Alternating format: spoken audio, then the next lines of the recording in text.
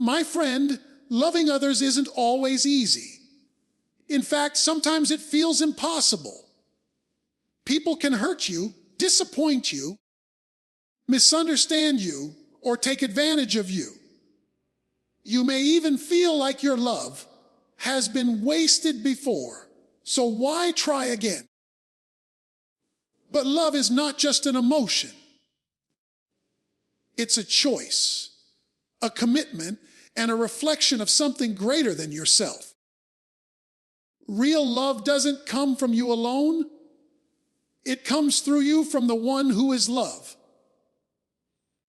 And when you understand that, you'll see that loving others is not just possible, it's powerful. Before you can truly love others, you must first understand where love comes from. Many people try to love out of their own strength, drawing from an emotional reservoir that is often running low. They give kindness when they feel appreciated, patience when they're in a good mood, and forgiveness when they think the other person deserves it. But real, lasting love doesn't work that way. If you depend solely on your own resources, you'll eventually run dry. Life's demands, disappointments, and the hurt you experience will drain you faster than you can refill. The truth is, you cannot give what you do not have. Love must be received before it can be given. And the truest, purest form of love comes from God Himself.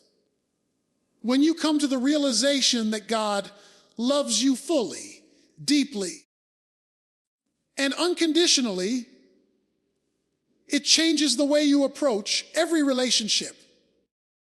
This love isn't based on your performance, your past, or your potential. It's anchored in His unchanging nature.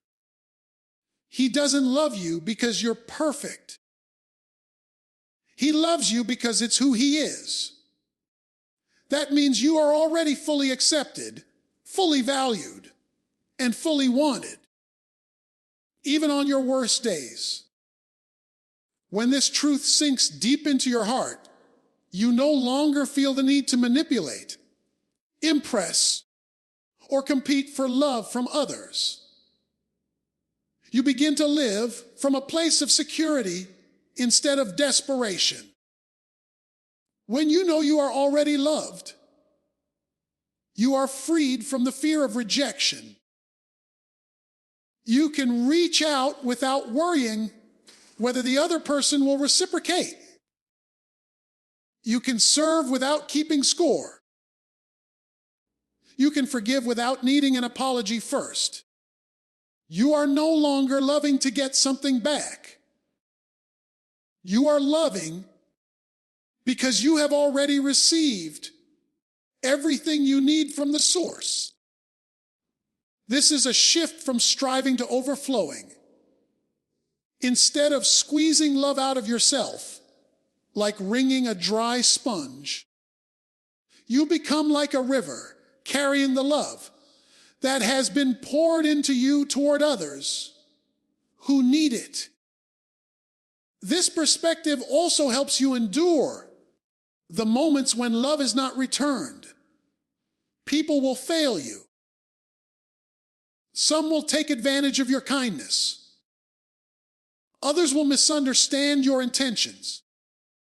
If your ability to love is tied to their response, your love will be inconsistent and easily shaken. But when your love flows from God's never-ending supply, it remains steady regardless of how others treat you. You are simply passing on what you've been given. Here's a simple but powerful example. There was a young man who grew up constantly seeking approval from his father, no matter how well he did in school or sports.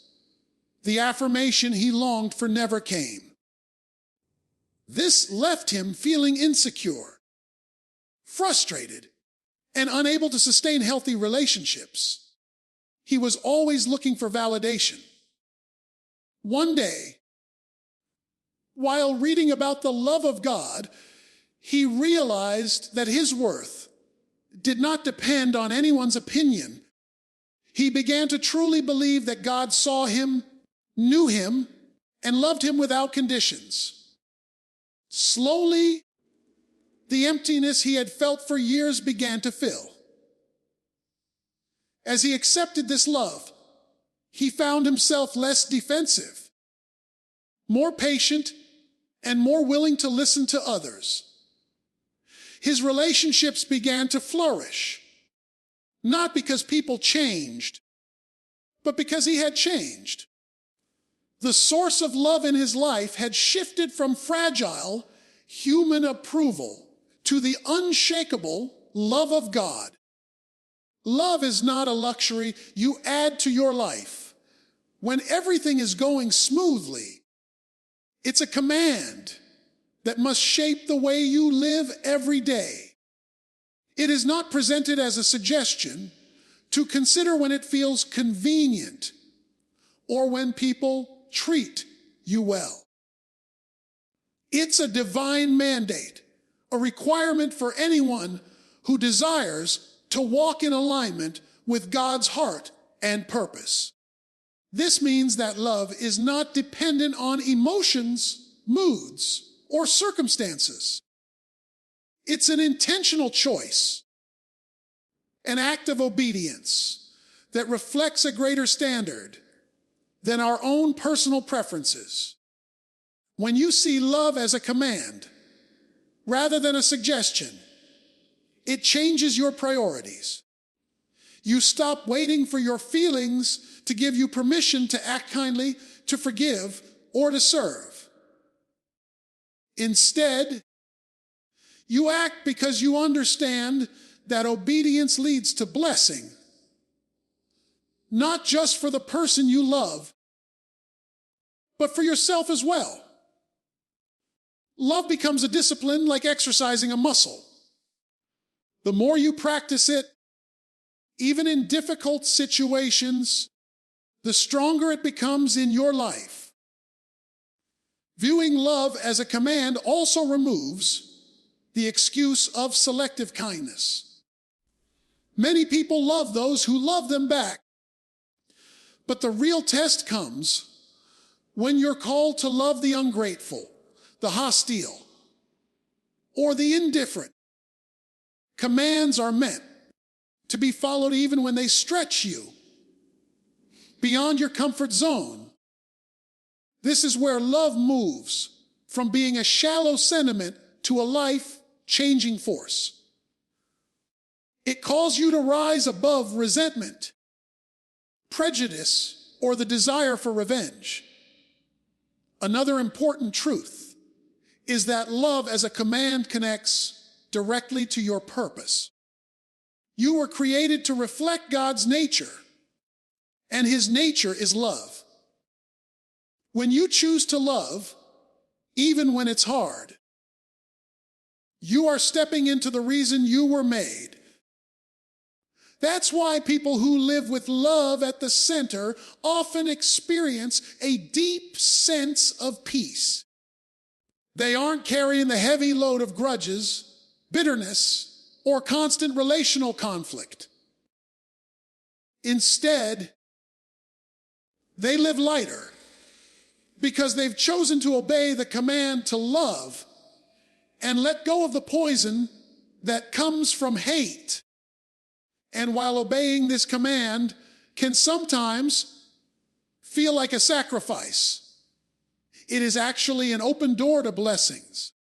Love heals relationships, builds trust, and opens opportunities for reconciliation and growth. Even when it doesn't change the other person, it changes you.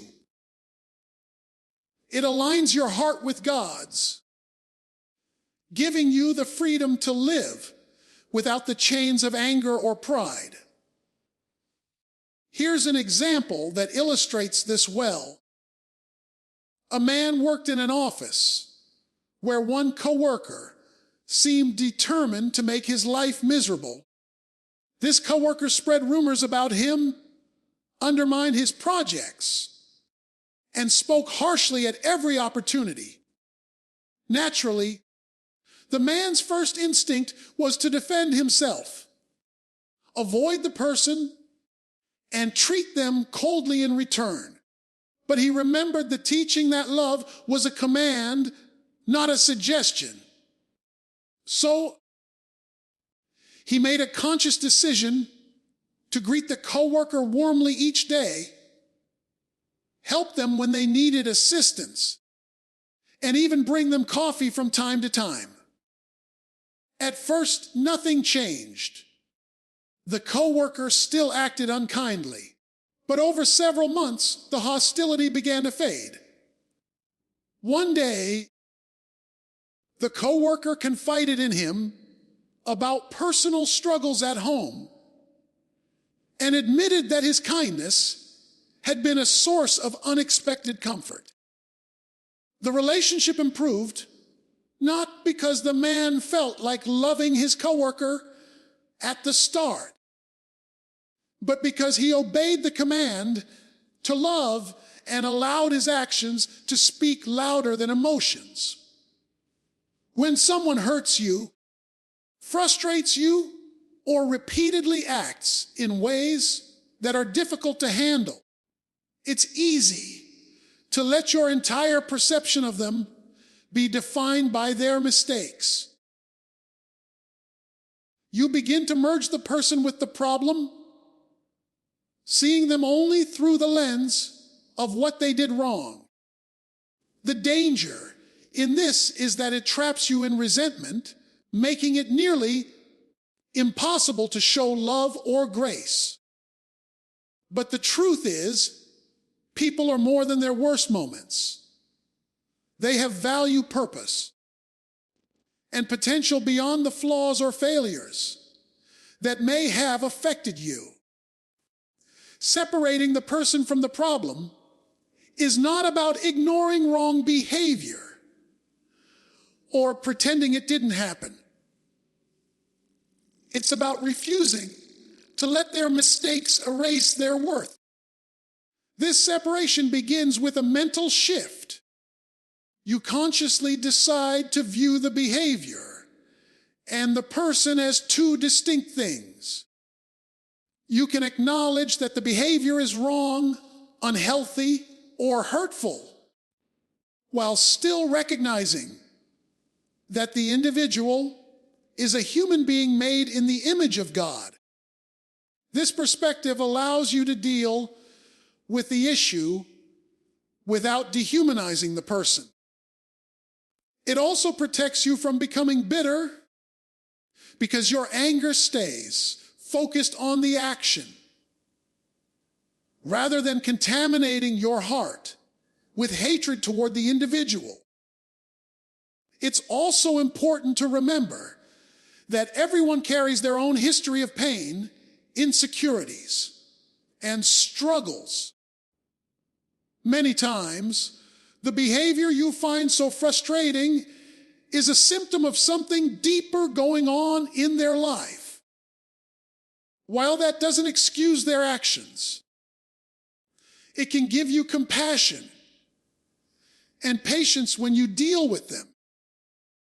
Seeing beyond the surface behavior helps you respond with wisdom instead of simply reacting in hurt. When you fail to separate the two, you risk allowing one event or one flaw to define the entire person.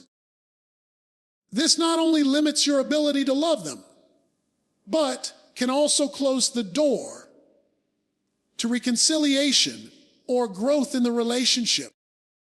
But when you learn to say, I reject what you did, but I still value you as a person, you leave space for change. You maintain the dignity of the individual while still holding them accountable for their actions.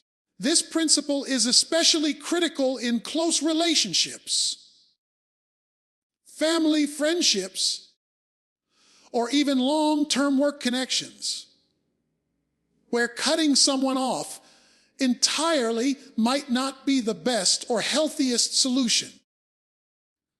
By separating the person from the problem, you give yourself permission to address the wrong without destroying the bond.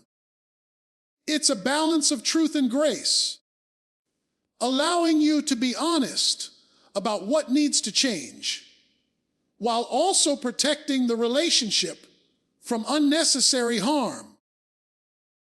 Here's a short example to illustrate this.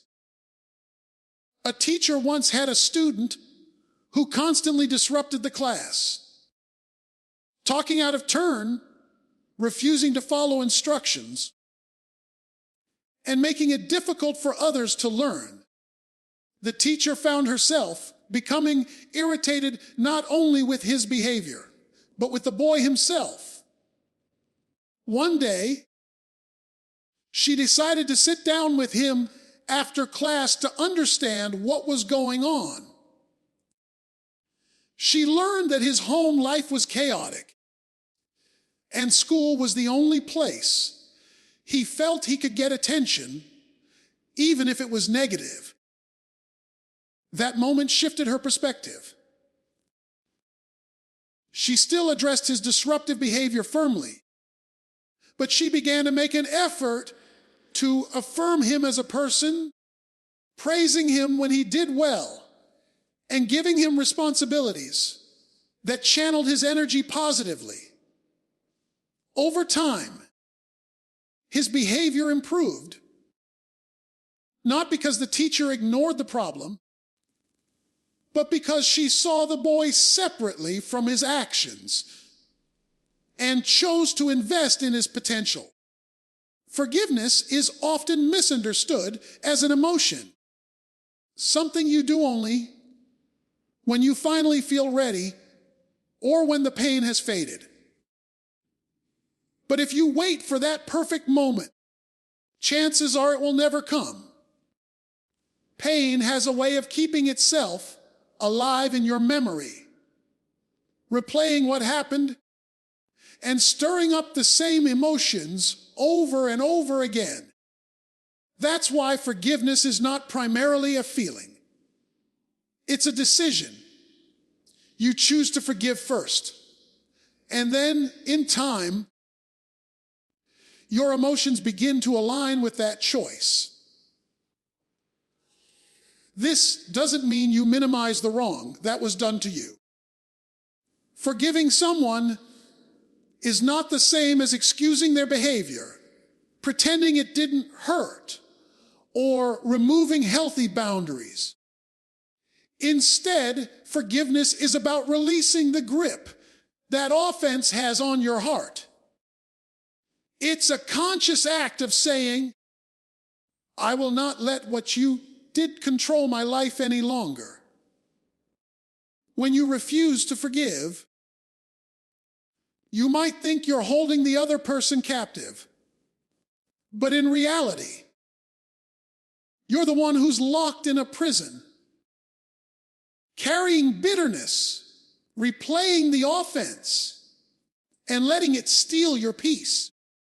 Forgiveness is the key that unlocks that prison door, and the person it sets free is you.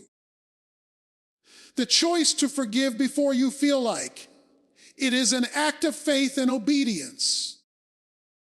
You're trusting that doing what is right will eventually produce the right emotions, even if they're not there in the beginning.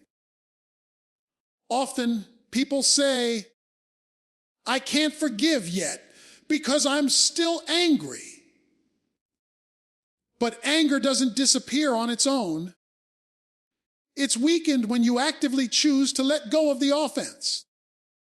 Forgiveness is a process, yes, but it starts with a decision made in the present, not some distant day when all the hurt magically evaporates. Another important truth is that forgiveness protects you from becoming defined by your pain. If you wait to forgive until you feel ready, you're giving your offender control over your timeline for healing. They may never apologize, never change, never even acknowledge what they did.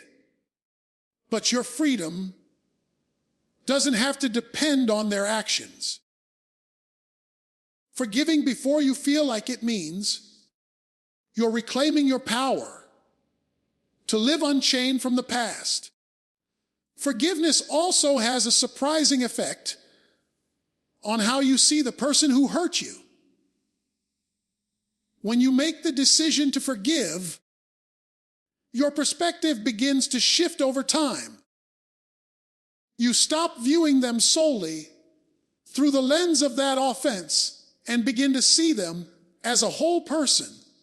Flawed, yes, but human. That shift is what allows genuine emotional healing to take root. Here's an example that shows this in action.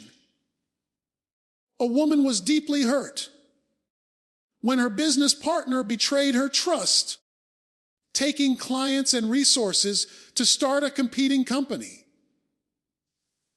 The betrayal left her angry, devastated, and financially struggling.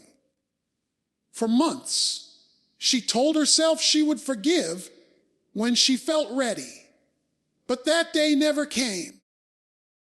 Every time she thought about what happened, the anger surged back. One day, she heard the statement, "Forgiveness is not a feeling, it's a choice." She decided right then to forgive, not because her pain had disappeared, but because she no longer wanted to carry it. She began praying for her former partner's well-being, not in a sentimental way, but simply asking for good to come into their life. At first, it felt unnatural, but over time, her heart softened. The bitterness faded, and she was able to move forward without the heavy weight of resentment. The business loss still hurt, but it no longer defined her emotions or her future.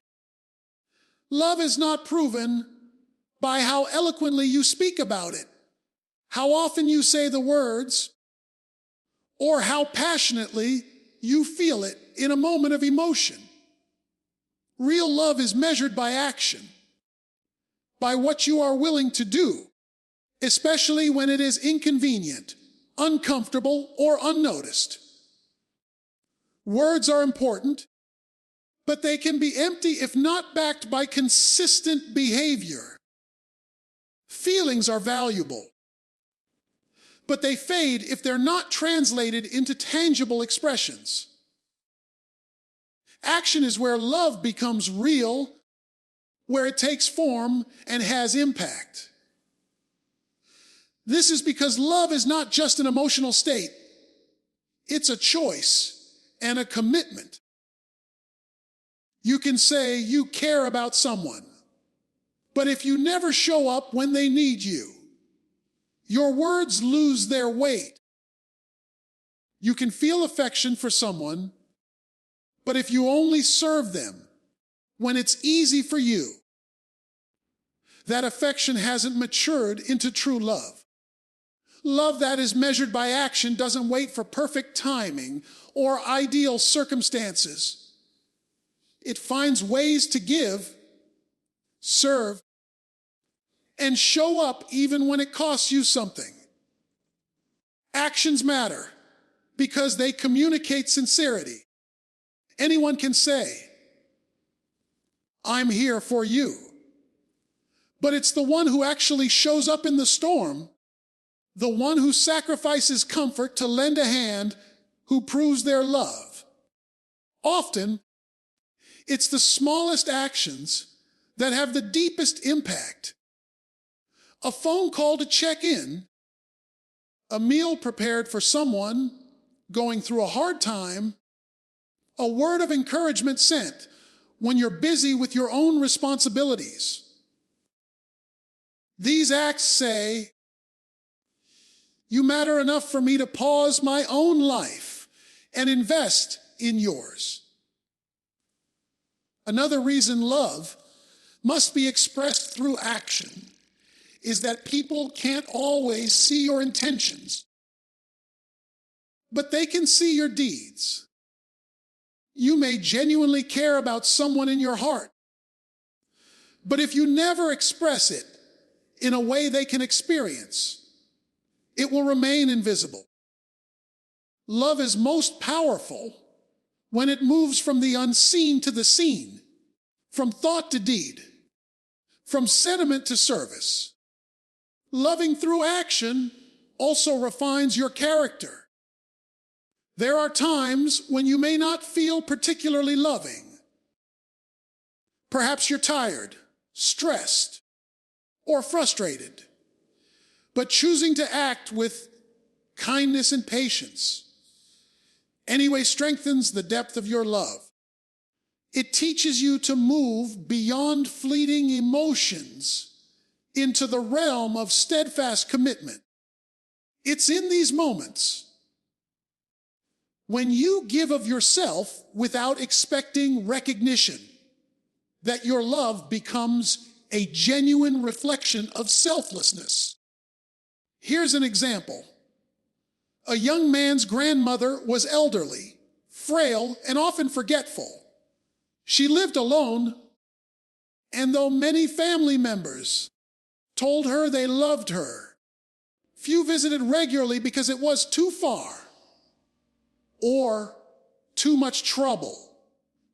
The young man, however, made it a point to stop by every Saturday afternoon, even after working long hours during the week. He would bring her groceries, fix things around the house, and simply sit with her to talk. She often forgot their conversations, but she never forgot that he came. Years later, after she passed away, other family members admitted they had wished they had shown their love like he did. His consistent visits, small repairs, and listening ear were far more powerful than any verbal declaration could have been. Praying for those who are hard to love is one of the most powerful, yet challenging acts you can choose. It's natural to want to avoid, criticize, or hold grudges against people who have hurt you or made your life difficult. Your mind replays what they've done, and your emotions flare up every time you think about them. But prayer has a unique way of breaking that cycle. When you bring someone's name before God, you're doing more than just talking about them.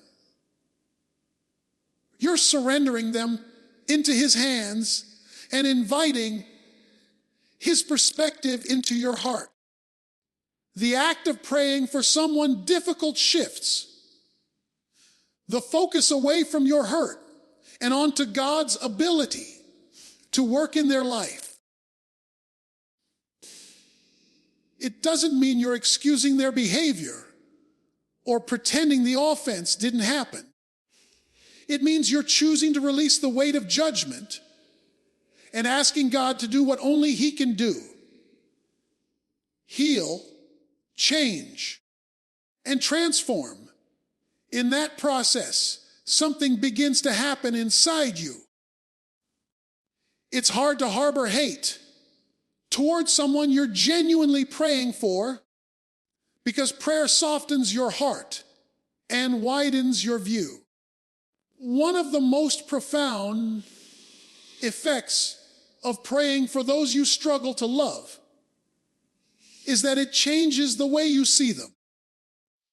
Left to yourself, you see them only through the lens of your pain or frustration.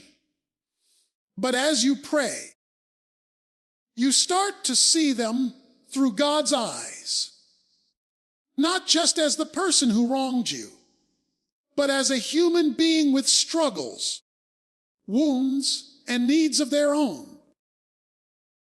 This doesn't mean their actions are justified, but it reminds you that they are more than the worst thing they've done. That awareness opens the door for compassion to grow where bitterness once lived. Prayer also protects your own heart from becoming hardened. Resentment can quietly take root and begin to shape your character in ways you don't notice until it's too late.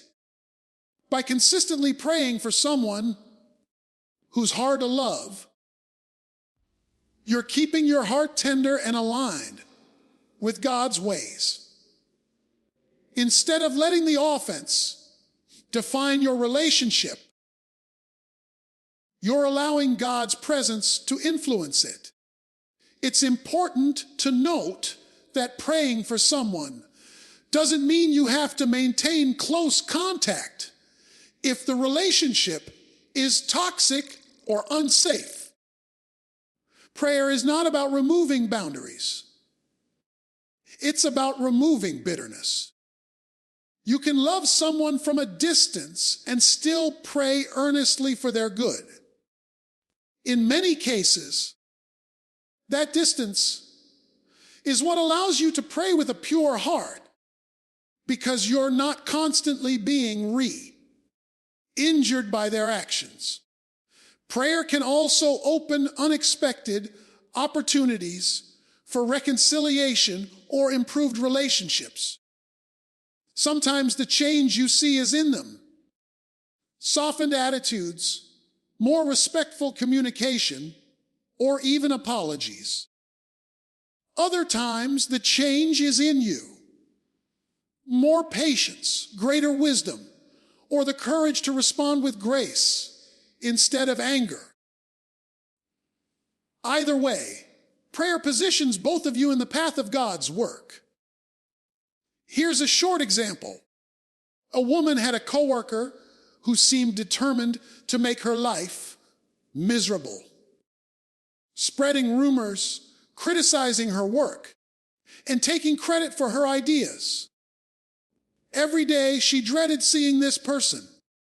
One Sunday, she heard a message about praying for your enemies. Reluctantly, she decided to try. At first, her prayers were brief and cold, little more than God help them. But she kept at it daily. Over time, she began to pray more sincerely, asking God to bless their home, ease their stress, and reveal His love to them. Weeks later, she noticed her own attitude had changed. She no longer felt the same heaviness when she saw them. Eventually, the co-worker's hostility lessened, and while they never became close friends, the work environment became far more peaceful. Human love, no matter how sincere, has limits. You can try your best to be patient, kind, and forgiving, but eventually, situations will push you to the edge of what you can handle. There are people who will test your patience repeatedly. Circumstances that will drain your emotional energy, and moments when you feel you simply have nothing left to give. It's in those times that you discover the truth. You can't love endlessly out of your own strength. Your natural ability will eventually run out, leaving you frustrated, resentful, or numb. This is why it's essential to rely on a power beyond yourself, a supernatural source that never runs dry. This kind of love is not about trying harder. It's about drawing from a deeper well. When you connect to the one who is the very definition of love, you tap into a supply that cannot be depleted. His love doesn't depend on mood, convenience, or how deserving someone is. It flows constantly, steadily, and without condition. When you open yourself to receive it, you find that you can give in ways you never thought possible. That means showing patience when your instinct is to snap, offering kindness when you feel drained, and extending forgiveness when your heart still aches. Relying on this greater strength begins with admitting your own weakness. Many people struggle to love because they're trying to do it entirely on their own. They view it as a personal challenge, pushing themselves until they burn out. But love was never meant to be sustained by human effort alone. You have to be willing to say, I can't do this on my own. I need help. That surrender is not a sign of failure. It's the doorway to the kind of love that changes you and the people around you. When you ask for strength beyond your own, something remarkable happens. You stop relying solely on your emotions to determine your actions. Even when you don't feel loving, you can choose to act in love because you're being fueled by something constant and unchanging. This doesn't mean you become immune to hurt or disappointment, but it does mean you no longer let those things dictate how you treat others. Over time, drawing on this supernatural love transforms your character. It builds endurance, deepens compassion, and frees you from the exhausting cycle of loving only when it feels easy. You become someone who can stay steady in turbulent relationships, someone who can bring light into dark situations, and someone whose love leaves a lasting impact because it's not limited by human frailty. Here's an example. A father had a teenage son who was constantly rebellious, talking back, breaking rules, and making choices that caused tension at home. The father loved his son deeply, but after months of arguments and disrespect, he felt worn out. One evening, after yet another heated exchange, he went for a drive to cool down. Sitting alone, he admitted to himself that he was out of patience and didn't know how to keep showing love. In that quiet moment, he prayed for the strength, wisdom, and compassion he didn't have. The next morning, instead of starting with criticism, he approached his son calmly, asking to talk. That conversation didn't solve everything instantly, but it shifted the tone. Over time, relying on a strength beyond his own allowed the father to keep showing consistent love even during the hardest days. That steady, unwavering love eventually softened the son's heart and began to repair their relationship. There was once a woman who had been deeply betrayed by a close friend. For years, she avoided them, replayed the hurt, and refused to even speak their name. One day, she heard a message that said, "You can't ask for mercy from God while holding back mercy from others." That truth pierced her heart. She decided to pray for the one who hurt her every day for a month. At first, the words felt hollow. But as the days went by, something shifted. Her anger softened, her peace returned, and one day she was able to face that friend. Not with bitterness, but with grace. She was free. That's the power of love in action. Loving others will never be easy, but it will always be worth it. The measure of your life is not found in how people treat you, but in how you respond to them. Every time you choose love over bitterness, forgiveness over revenge, kindness over coldness, you're not just changing your relationships, you're changing your heart. So stop waiting to feel love. Start living it. Because when you do, you'll discover that love doesn't just heal others, it heals you too.